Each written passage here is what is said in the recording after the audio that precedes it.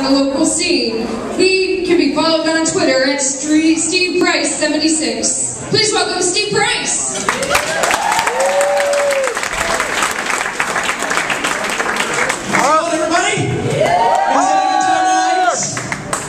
My favorite thing about this new club we got here in Charlotte is that this microphone right here is attached to speakers in the bathrooms. Yeah. So this one's for our absentee friends.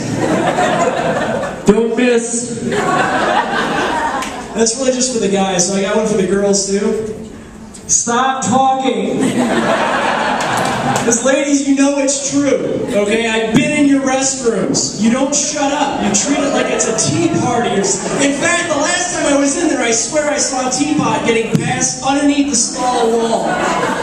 It's like a social atmosphere underneath. It's good to see all you guys out here supporting live comedy in Charlotte. Welcome. Beats staying at home watching romantic comedies with the wife, right? Doesn't it?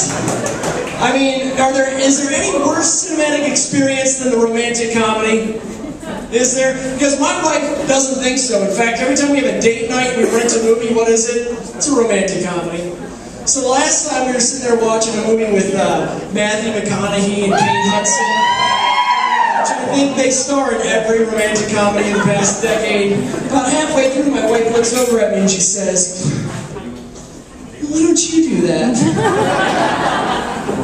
Like, do what? Take you to a romantic Italian dinner in Rome on my private jet?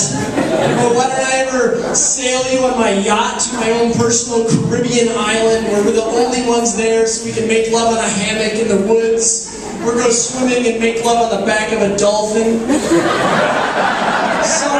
Sorry I don't do that, because you know what? I don't have a job that pays me millions of dollars with absolutely no job responsibilities or office that I ever have to go to. Sorry that I can't do those things for you. Sorry that I don't have writers that give me the absolute perfect thing to say every single occasion. And I'm sorry I don't have abs. I'm sorry you don't look like Jessica Biel. So I guess we're even. Romantic comedies are garbage. Hollywood even thinks romantic comedies are garbage. An industry that makes sequels out of anything that makes money will not make a sequel out of a romantic comedy. You know why? Because they know there's nothing left. Nothing good happens after the end. Like, what are they going to call the sequel to a romantic comedy? Sexless in Seattle? When Harry dumped Sally? Pretty Woman 2, Back to the Streets? There's nothing left. So that movie ended, I took the DVD out, I put it away, and I put in a porn, because that's my romantic comedy. It's got better writing. About halfway through, I looked over at my wife and I was like, "Why don't you ever do that?"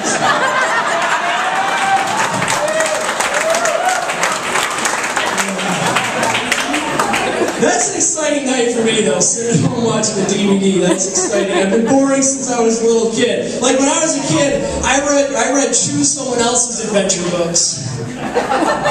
You know? I tried to read the Choose Your Own Adventure books, but it always ended with me reading a Choose Your Own Adventure book. Or I was dead.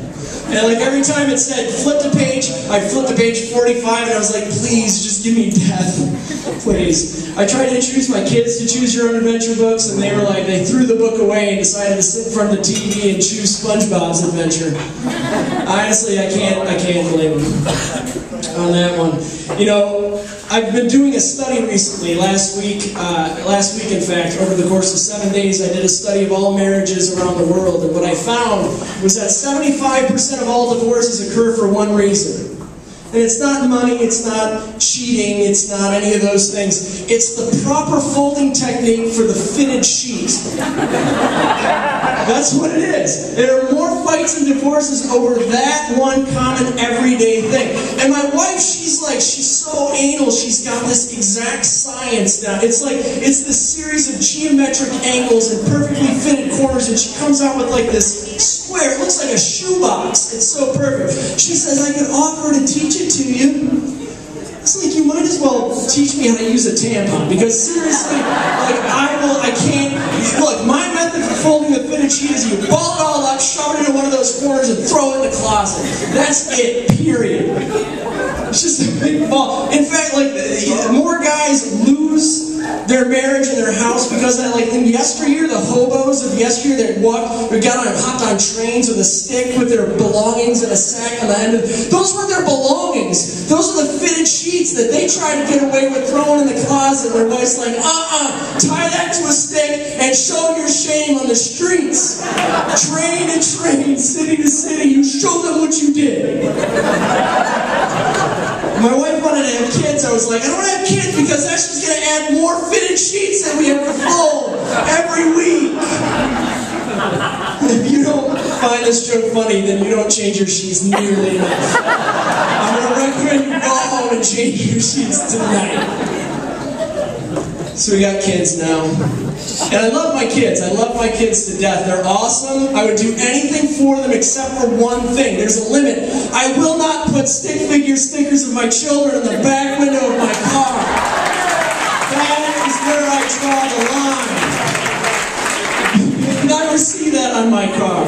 And what is with these stickers? They're all the same, aren't they? They're the perfect little nuclear family.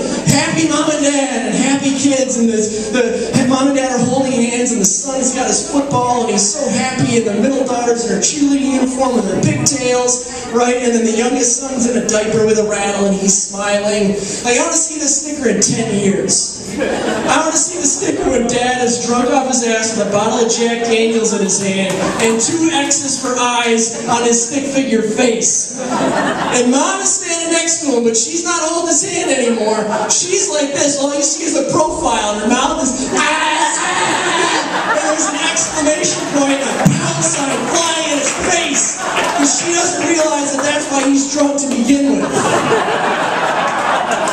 And the oldest son still got his football, but he's all roided up because mom and dad set unrealistic expectations on his athletic prowess because they need to fund their retirement. And the daughter still got her cheerleading uniform on, but now it's covering up an 8-month pregnant belly because she got knocked up by the black kid that lives next door.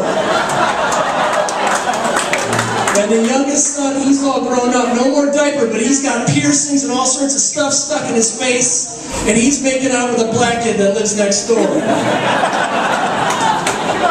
I want to see the real American Family stickers. I want to see the single mom sticker with 3 kids that look nothing like her.